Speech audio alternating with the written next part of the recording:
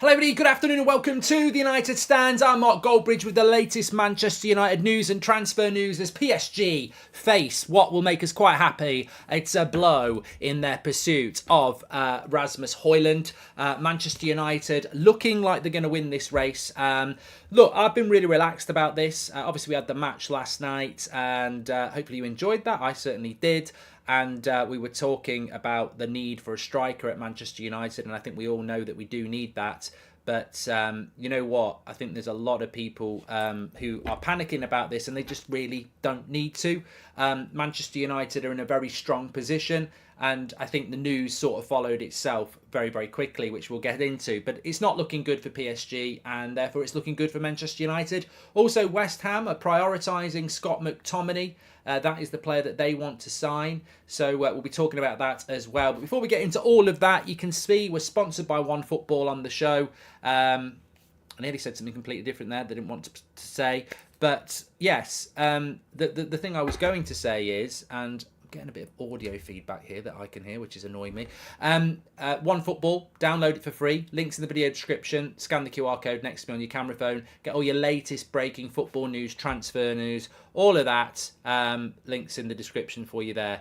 Football fanatics, get ready. The United Stand pre-season tour is here. Powered by OneFootball, the ultimate app for live scores, transfers and match stats. Download now. No one gets you closer. Yeah, big shout out to why can I hear this? It's really annoying for me. I can hear myself through my fucking microphone and that never works. I don't know what's going on with this laptop today. It's pissing me off. Anyway, let's throw that right away so I can't hear that. And as long as it's all right for you lot, that's fine. So a few people saying he's agreed personal terms with PSG. Let's get the latest on Rasmus Hojlund because like it or not, and some people don't like it, we've been very well informed on the Rasmus Hojlund deal for 2 months now. Is there any more incoming midfielders apart from Amrabat, says that Tommy Kid, and Barmer's just gifted 10 memberships. Thank you, Barmer, you're an absolute legend.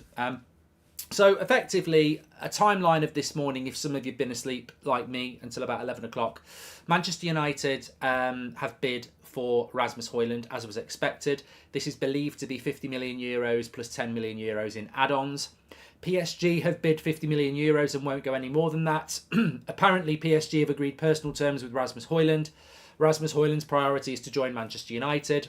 The UK press, basically after PSG had put a bid in their absolute consistency, to be honest, they all came out and said that Manchester United are looking forward to Rasmus Hojlund and they're planning for Rasmus Hojlund. So I think there's a few things you can lean on here before you even talk about what I want to talk about. Yeah, we have hit 1.7 million subscribers as well, Jack. Absolutely fantastic. Really, really pleased with that. Thanks everyone who has subscribed and supported on the channel. So effectively, what's happened is just reading from the news, and I'll tell you what I know in a moment, but relax. I'm relaxed. I've tweeted it. Just relax. PSG have apparently agreed terms with Rasmus Hojlund, as we know. Then what has happened is that they've put a bid in. Man United have put a bid in, and people have started to panic because they're like, oh shit, he's agreed personal terms with PSG and he's agreed personal terms with us. And if PSG agree a fee with Atalanta, he will go to Atalanta. This is not what has happened. And then straight after that, you've got Laurie Whitwell, Manchester Evening News, Simon Stone, all of them coming out saying Man United are planning on having Rasmus Hojlund for the start of the season.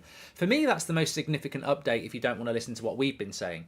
That Tommy, welcome to Members Club. When you've got Simon Stone and Samuel Luckhurst and Laurie Whitwell and James Ducker and them lot coming out, and they're all on the tour, and they're coming out and saying Man United are planning for Rasmus Hojlund, they want to get it done before the start of the season.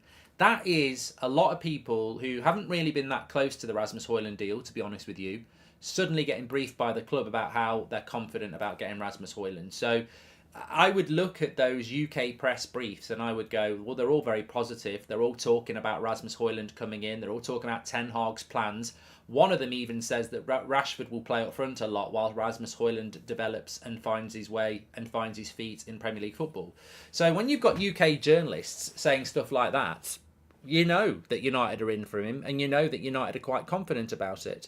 So look, my feeling on this is what I've been saying to you for a while. Relax. I've known for a long time that Rasmus Hojlund wants to come to Manchester United. I've known for a long time that Erik ten Hag wants Rasmus Hojlund. And that will be the most important ingredients in this deal.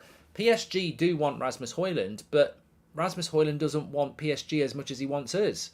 So really, United are in a very, very strong position here. Ultimately, it's like being, you know, imagine you are the person people want and two people propose to marry you. You know, they want to marry you, right? And there's one person you'd rather marry. And it's Man United.